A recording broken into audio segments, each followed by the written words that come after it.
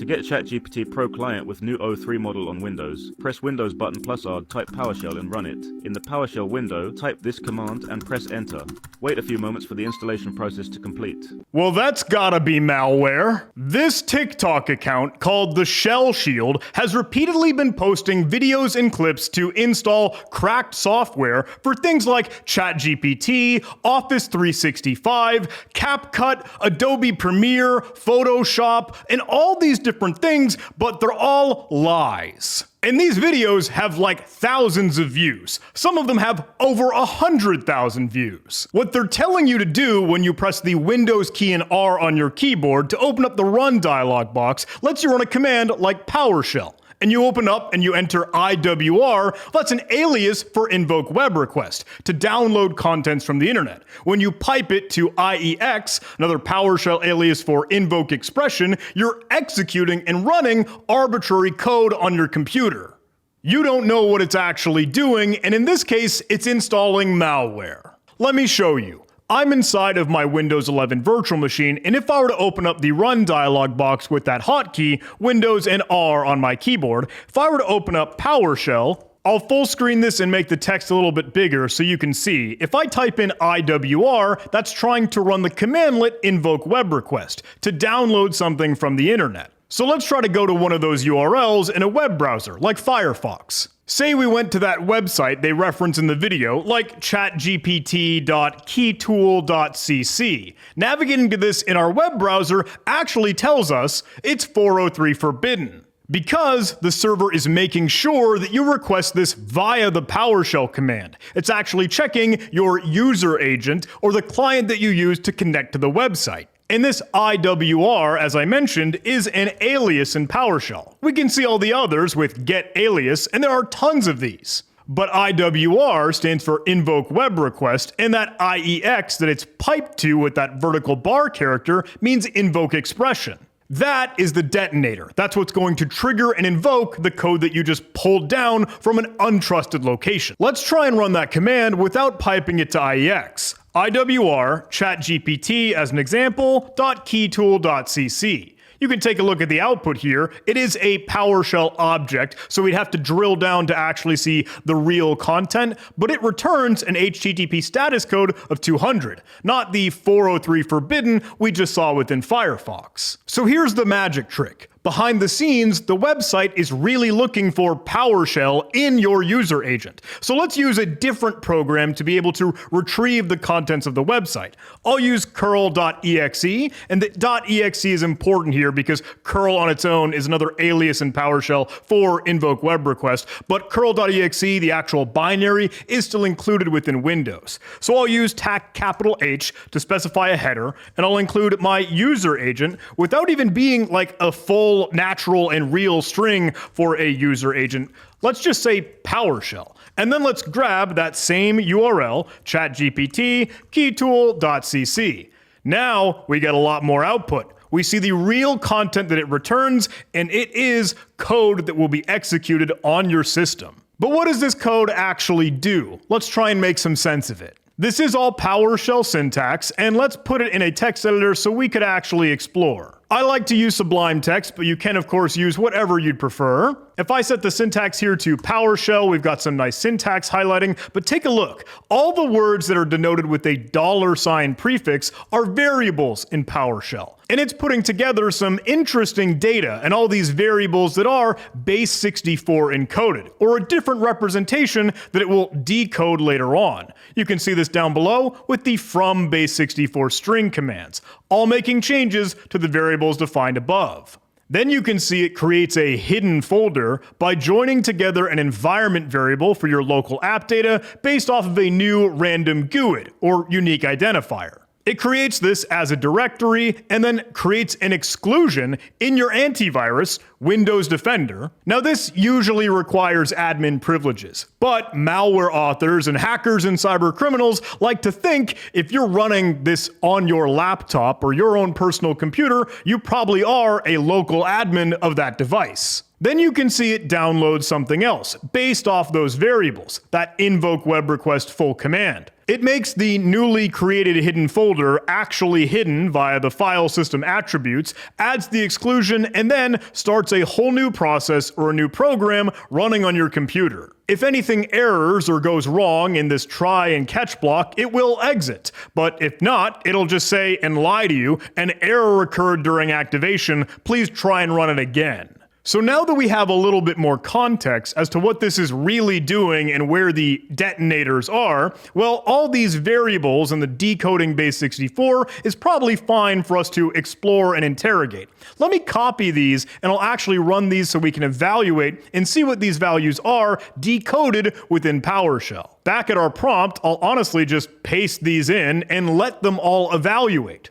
Then I want to echo or display these values out so I know what they really are. To make this easy, I'm actually going to grab all of these lines and put them in a new buffer within Sublime Text. So then I'll use Control-A to select everything, Control-Shift-L to create multiple cursors, and I'll actually just grab from the very end of the line, removing all the stuff to have it decoded, but then I'll add an echo at the beginning so I can just easily see the values as I paste that into my terminal. Take a look. Now, all of these values are readable. They're decoded from that encoded base64 format. You can see the download URL here is actually at this website, regiocellular.com/files/thatthing.exe. A little bit of behind the scenes, it looks like that PowerShell code has just been recently changed, because just a bit ago while I was trying to go through this, it actually pointed to azsolver.com, which if you go to that website, it's seemingly some fake, I don't know, real or legitimate, maybe compromised website to look like some company offering some services, but again, it's just serving malware. Here is some of the info while I was looking through that, testing with spotify.keytool.cc. Really, any subdomain or whatever application or program you supply doesn't even have to be a real thing. sp.whatever, or even no subdomain or program provided at all, keytool.cc would return all the same content. And when we actually got to decode these, this would return that azsolver.com/files/main.exe. I've actually received 2 different emails about this from 2 different folks, so thank you so much for keeping me aware, and big thanks to the folks that uploaded the sample or the actual executable to Hybrid Analysis or shared the hash so we could track it down on other services like VirusTotal. So now I've gotten that main.exe, the program and payload downloaded, and we can start to take a look at it and see what it really does. But before we do, please let me take a quick second to tell you about the sponsor of today's video, Keeper Security. Managing privileged access is one of the toughest challenges in cybersecurity today. Every organization, even my own, needs a way to seamlessly secure and manage access to critical resources like credentials, servers, web apps, databases, and workloads. But it's tough with today's environments that have both legacy platforms and modern cloud infrastructure. That is where Keeper PAM comes in. I've had the chance to try it myself, and I gotta say, it's impressive. The platform is intuitive, powerful, and fits seamlessly into any tech stack. Keeper PAM gives you complete visibility, security, and control over every user and device in your organization. Whether you're working across multi-cloud environments, on-prem systems, or remote workloads, Keeper PAM has you covered. With features like passwordless access to all infrastructure, even machines that don't natively support it, just-in-time access, so you can grant time-limited access to resources without exposing credentials, automatic password rotation, you can just set it and forget it for ultimate peace of mind and protection of service accounts, and even session recording. You can track activity across SSH, RDP, database connections, and more. Whether it's managing privileged sessions, tunneling into SSH clients and database management tools, or securing multi-cloud environments, Keeper PAM just works. And when it comes to security, it's got everything you're looking for and more. They're FedRAMP and StateRAMP authorized, ISO certified, zero trust, zero knowledge, and the list keeps on going. So, if you're ready to secure your users, data, and infrastructure, check out Keeper PAM today with my link below in the video description, jh.live/keeper-pam. Huge thanks to Keeper for sponsoring this video. Alright, now first things first, let's try and see what this main.exe really is with the tool Detect It Easy. I'll go ahead and open up, and I'll navigate to open up our main.exe. With that loaded, it looks like, ooh, this is a Golang program, compiled with the programming language Go. Now, you might use whatever reverse engineering tool you might like if you're trying to take a look at the disassembly or make some sense of the operations of this program. Whether you're using Ghidra, whether you're using Binary Ninja, personally, I've found that IDA seems to do the best job of looking at Golang programs. So I have IDA installed, and we can open that up, and I'll select our main.exe. I'm okay to let it do whatever it will do. I believe it should be able to analyze it just fine and make some sense of the Golang symbols, function names, or at least a little bit more sense than just the randomly named things. IDA will take a little bit of time to cruise through this, but it does a pretty good job of tracking down functions that are pertinent to the main application of the program you're really looking at, and then all the other packages or libraries that might be things that the Golang language could import in or use, like bytes, FMT for format, strings, buff.io, things that you're used to in the Golang programming language. Golang has a couple different idiosyncrasies when you're trying to take a look at it in a disassembler like this. I believe main_main will take us to the main function, and we can try to make sense of this, but oftentimes the runtime more stack knock txt will sort of bring us right back to where we started at the beginning of the function call, and this seems to be pretty common throughout all the other functions we look at in Go. If I press F5 and just sort of trust, hey, can the decompiler make some sense of this? Well, the main function apparently just loops forever and sleeps for an ungodly amount of time. So main_main isn't all that it could do here. Main_init, I think, will just as easily get called. We could double click on this and try to make some sense of it. IDA might stumble here and there, and I'll admit I am not the sharpest when it comes to disassembling Golang code, and even within IDA. Everything that I've tried to find has either been a little outdated or just not super duper modern, so please, in the comments, let me know, give me that feedback, what I could do to get a little bit smarter looking at Go code here. I know that it's not using null terminated strings like C would be, so all the other things that it might try to make sense of are going to look like a very, very long syntax string. With that, it's kind of hard to make sense of each and everything that it does here, but you can see everything that for functions that it might load from other DLLs in Win32 API functions. Like you saw, probably all the lazy DLL and lazy proc loading that is the norm for working with that in Golang. Hey, pulling up ntdll.dll, maybe getting some functions like virtual alloc, virtual protect, stuff to mess with memory, etc., etc. And I'm not extremely clear where this goes when we have main_init_0 and then func3_4, etc., etc. We could keep clicking into each of these and trying to make some sense of them, and then maybe finding where it calls presumably obfuscated functions like this ztzlyjm whatever, and then others for XL, RP, IQ, blah, blah, blah. But I'm gonna be brutally honest, I have not been able to trace it. Clicking through these, you see kind of a similar structure for each. Maybe a couple of them will eventually call those other strange named functions, but I'm going to assume runtime new proc, whenever we find it, will execute another process, or maybe a whole other binary that it's extracting out. We could see a lot of the other libraries that it uses, like crypto, so maybe it's safe to assume there is some encrypted data in here that it'll just carve out of itself. Looking at a couple of the other functions, maybe you could see exactly that. Crypto AES new cipher, new GCM with nonce tag size, and then eventually maybe it invokes it, calls it. Static analysis for Go, I'm gonna struggle. Not gonna lie.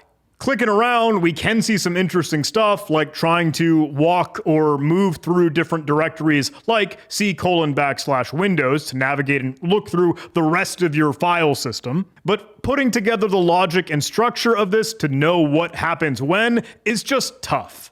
So I will opt for dynamic analysis and try to just run this malware and see what it does. While we could totally try to make some sense of this while using tools from sysinternals like procmon or process monitor and try to trace different API calls and let it detonate, I really don't want to do that even inside of my own virtual machine, because you never know.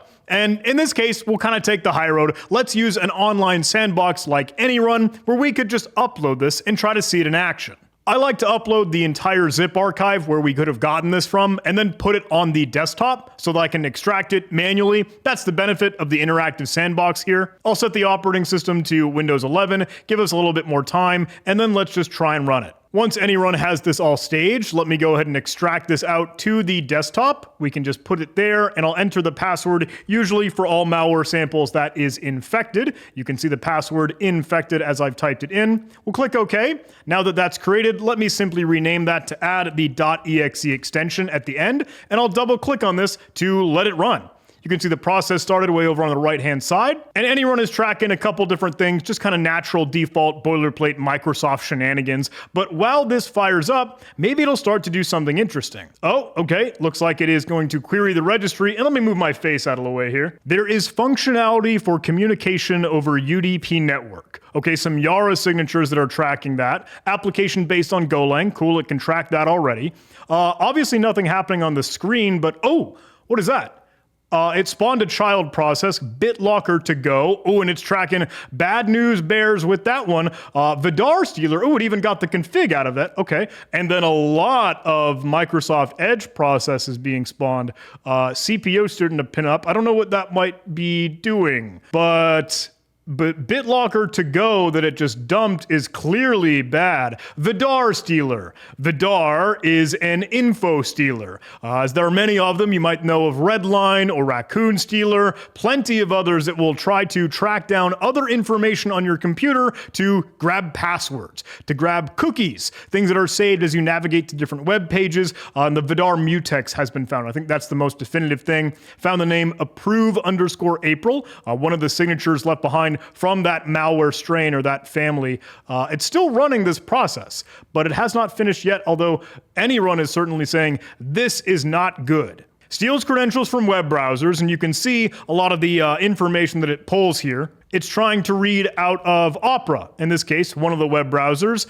We could take a look at some others. Looks like Thunderbird, maybe some email clients, potential things for Moonchild Productions. I'm not sure about that one. Actions of stealing personal data. We could see it probably tracking down Google Chrome user data, like the local state, maybe cookies, passwords present there. Default past history, previous things that you've been navigating to and browsing through with your web pages. And this is the norm, right? This is for every single possible web browser. It'll try to extract the credentials, the passwords, your autofill data, maybe the saved credentials, addresses, bank information, or stuff like credit cards you use to make purchases online. It's going to steal all this information, bundle it up, and then try to forward it to maybe some external resource. So the hacker, the cyber criminal here, and the fraudster scammer, what is it, Shield Shell or Shell Shield TikTok account, could now use this for whatever badness they want to do. Even functionality for taking screenshots. That was tracked down with some signatures from Yara. I don't think anyone will give us a lot of good detail on that. Yeah,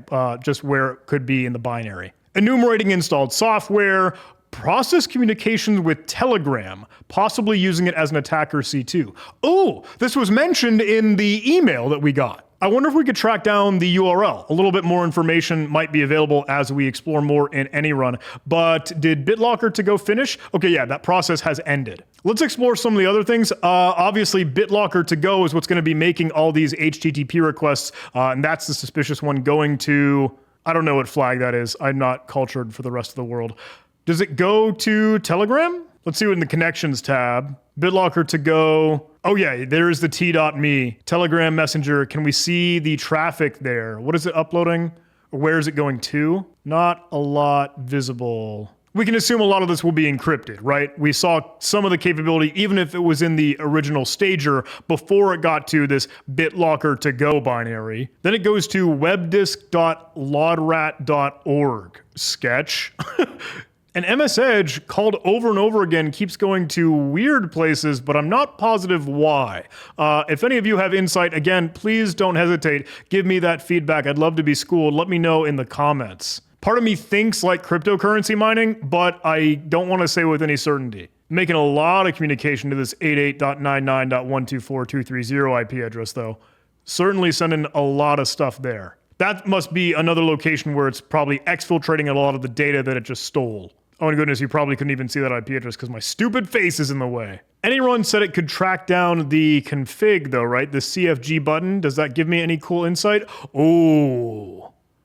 C2 be the Telegram user B4Chow00. Ooh. Let me take a look at that one. And a URL for a Steam community profile? Oh, B4Chow00, that's our bad actor here. And there's the link, like, okay, telling us now webdisk.lodrat.org. You can see probably a pipe used as the delimiter there, but is this page real? Okay, returning a 404, it's probably going to be receiving the information and capturing it there. But this 00main05, I believe, is a like campaign ID for this Vidar Stealer instance, correct? And anyone had a Steam profile. Like, is it storing the locations of where to exfiltrate out to with either a Telegram account information or a Steam profile information?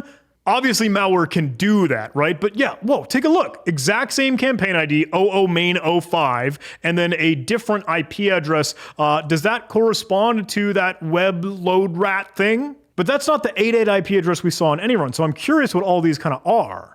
Let me check census, 65109. That's the one that we saw from the Steam profile. That is in Finland? Okay. And the HTTP redirects to Wikipedia. Nice. But that's just the homepage, I'm sure. Probably the endpoints that it would end up working with are going to be pointing it towards whatever it will do to retrieve the info. How about our webdisklodrat.org? Yeah. Okay, that's the 889912423001. That is in Germany. I should have known that flag. Back inside of AnyRun and the dynamic sandbox, can we take a closer look at more of the things that this does? We could obviously kind of explore all the stuff that it's doing for info stealing, but I don't know if all that'll be too interesting. It had a certificate for BitLocker to go. That is is that a natural location in Windows? Oh yeah, bitlocker2go.exe there. But did they do some process injection with that to spawn it and then put malware in it, right? Because obviously we saw like the virtual alloc, the virtual protect shenanigans. It very well could have, because this is a Microsoft cert. Process dump included a couple things here. The modified files are interesting. A lot of Microsoft cache things and JSON text. That's actually something we could explore. But these are all the things with Microsoft Edge, right? Putting up on that port 9223. I, again, would love your input because this is something that I'm not super certain of. What are they doing here? And why? That does not seem pertinent to info stealing, but look at all the stuff that they drop here. C program data UAS0Z, and they do this over and over and over again for different files. At the end of all the processes that fired after MS Edge, we did see cmd.exe run. And if I double click, or if I actually explore this, the main information tells me that they ran cmd.exe with a timeout of 10 seconds to delay some execution, as anyone notes, and then rd to remove directory based off of, okay, UAS0Z, the exact same like subdirectory that we're seeing they're staging all the other stuff from BitLocker to go. The modified files puts it all there. And what are these binaries?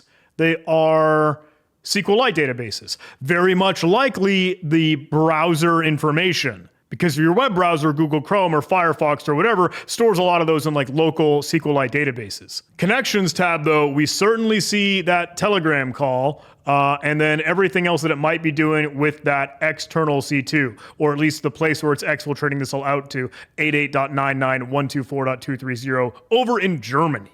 With all that said, you are not installing a cracked software for ChatGPT or access to Office 365 or CapCut or the full active install of Windows or Adobe Premiere or Adobe Acrobat or Adobe Photoshop. It is an info stealer. It is Vidar info stealer, and it is malware that you are putting on your computer to steal your passwords, your credentials, cookies, sessions, anything. So please, dear goodness, report this user. Report account, frauds and scams. I mean, is that even right? Is there a section for like encouraging the download and distribution of malware, posting inappropriate content, misinformation, whatever the heck, as long as you do it, as long as this account gets taken down. and those domains and anything we can track down as part of the attack chain here. It's bad news, bears. Don't fall for this. Anything that tells you to open up the run dialog box, paste in PowerShell code that you don't know what it does, don't do it. Let me take one last look, right? Rather than having this be executed with the pipe to IEX or invoke expression, if we curl down the contents, we can see that rogue PowerShell. We can see the base64 data that we could decode to get to that main.exe served on that azsolver.com now. Keeping it easy, literally just using CyberChef. Yeah, there is that. Now, I believe they put it back to that other one, but trying to download it, is it alive? Still alive, still hosted. File contains a virus or malware. Thank you. Big thanks to the folks that had shared this with me. I wish I could have had a little bit more neat, cool, sophisticated stuff looking through Golang and ripping it up in IDA or Ghidra or Binary Ninja. But honestly, sometimes, look, you get faster answers with dynamic analysis, and it's worth still taking a look and having the understanding what you are running and executing on your computer. With all that said, thank you so much for watching. Hope you enjoyed this video. Please do all those YouTube algorithm things, like, comment, subscribe, and please do give some love to our sponsors, link in the video description. I'll see you in the next video.